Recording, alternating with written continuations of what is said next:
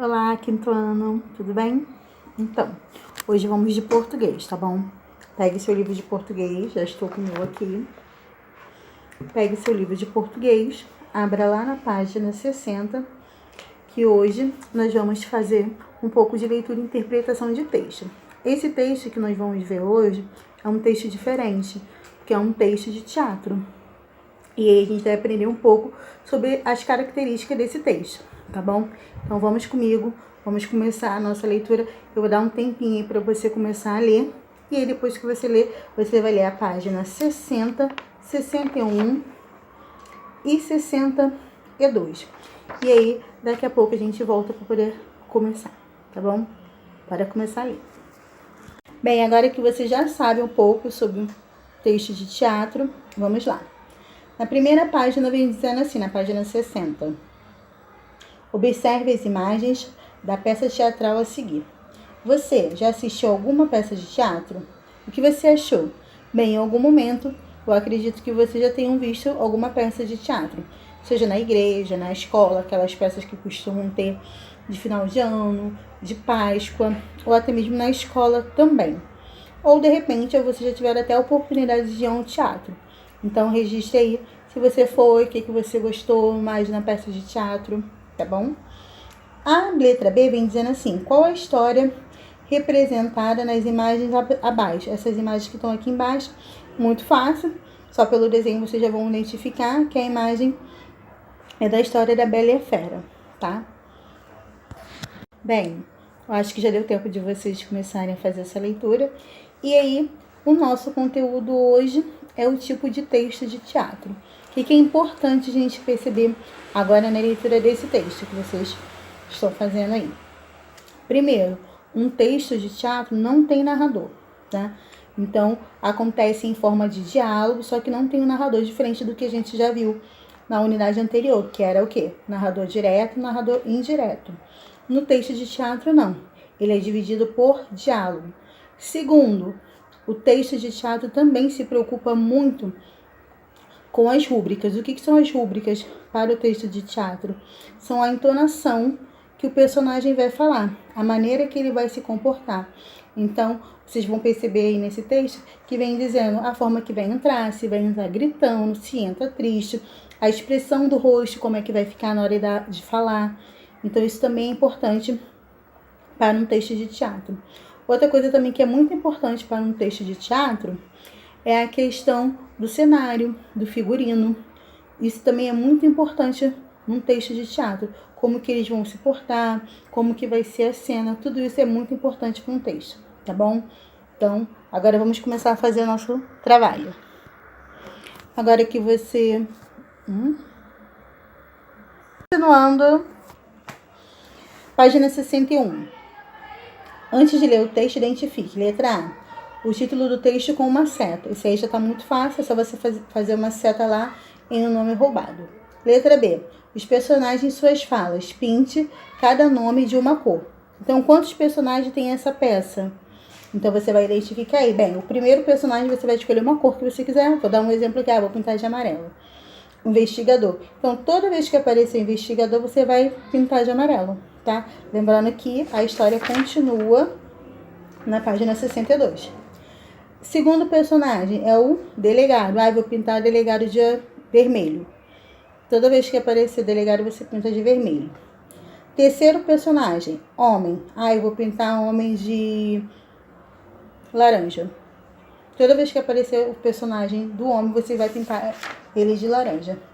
Na página 62, continua, que tem um ladrão. Vou pintar ladrão de verde escuro. Aí você pinta também de verde escuro, tá? Vamos para a próxima tarefa, que é a tarefa da letra C. Vamos lá, letra C diz o seguinte: frase ou expressões que indicam como o personagem deve falar, movimentar-se, agir ou agir. Sublinhe ou encontrá-la. Bem, na primeira linha já tem uma aí, que vem dizendo assim, cena. Delegado, delegacia, delegado na mesa, entra o investigador. Então, ele vai ter o ato de entrar. Então, você sublinha aí.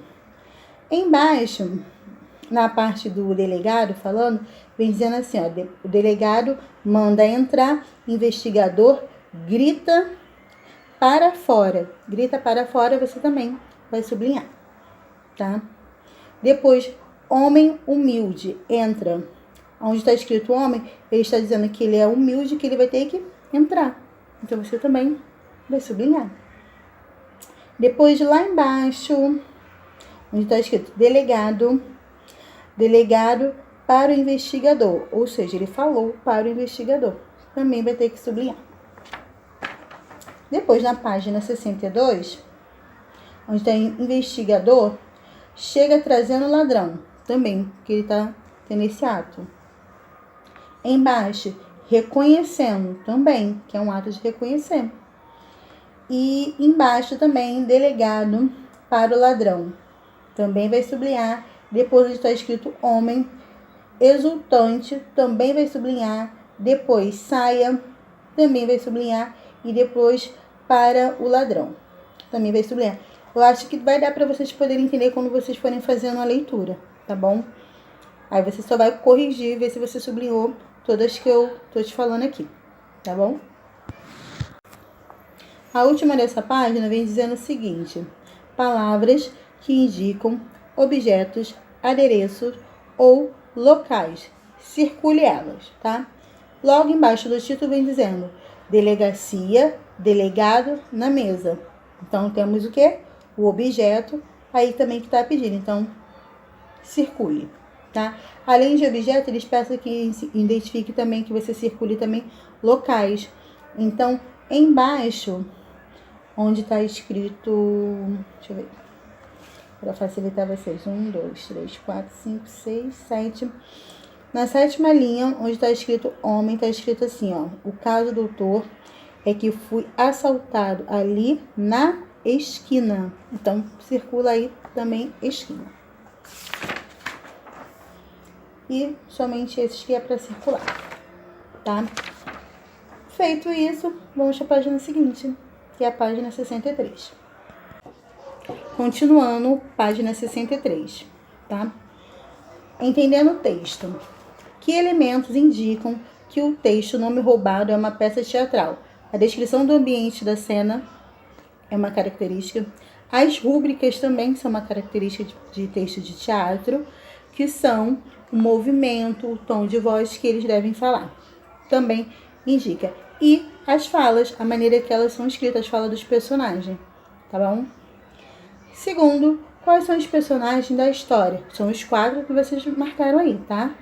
Investigador, vítima do assalto, que é o homem, ladrão e o delegado. Assim. Onde acontece a história? Embaixo do parágrafo que já estava dizendo, que é na delegacia. Quanto tempo dura essa cena?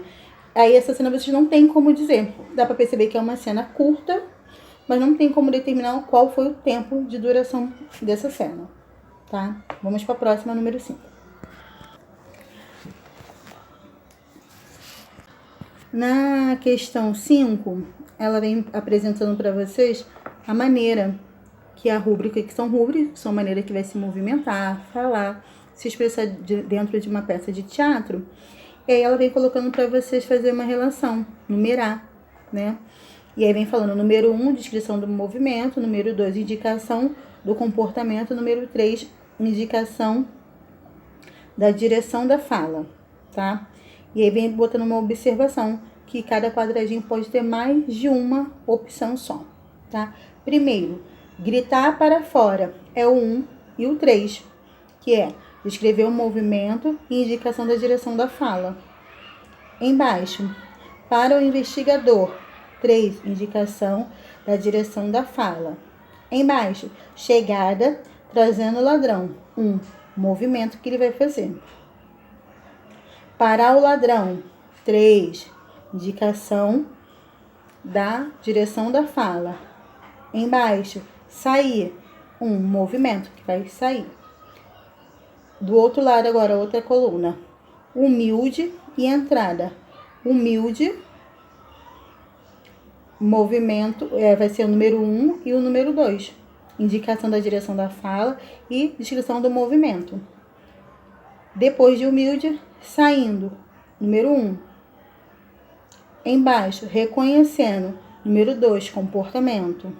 E exultante também, número 2, que ele estava exultante, que é o número 2. Tudo certo? Bora para a próxima. Na 64, estava aqui preparando, lembrando de crianças que a gente começou a fazer essa questão na sala de aula, me perguntando, mas tia, o que é fato inusitado, né? Fato inusitado é uma coisa diferente de acontecer. E aí no número 6 vem falando assim, há um fato que causa humor no texto. Qual é o fato? O fato que causa humor é o roubo de um nome.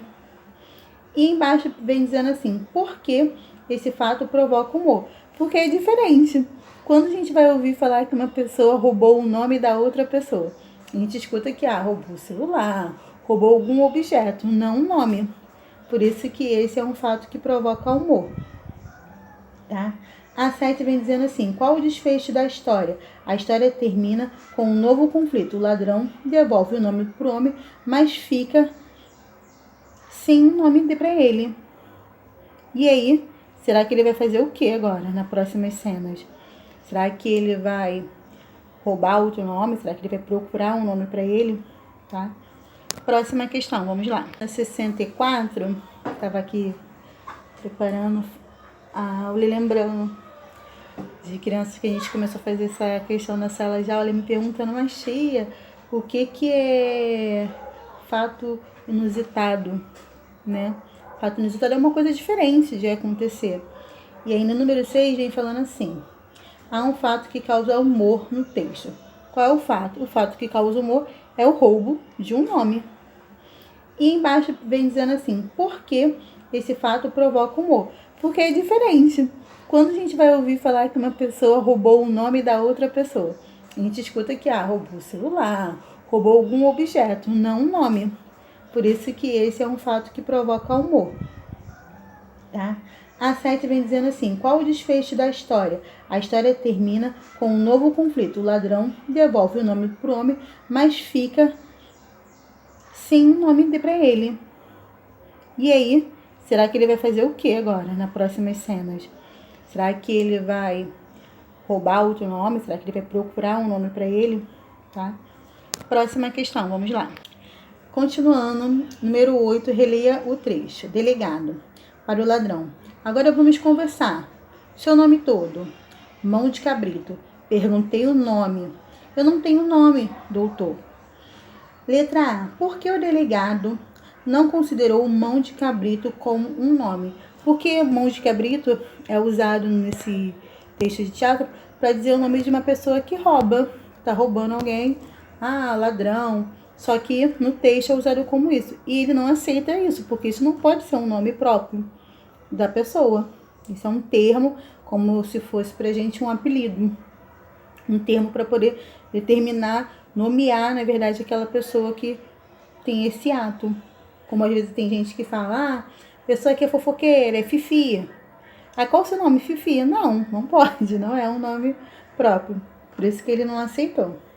É possível que a pessoa não tenha nome? Justifique. É possível isso? Não é possível, né? Pode ser um nome diferente, pode ser um nome que mistura o nome da mãe, do pai, do avô. Eu já contei a história do meu nome para vocês sabem.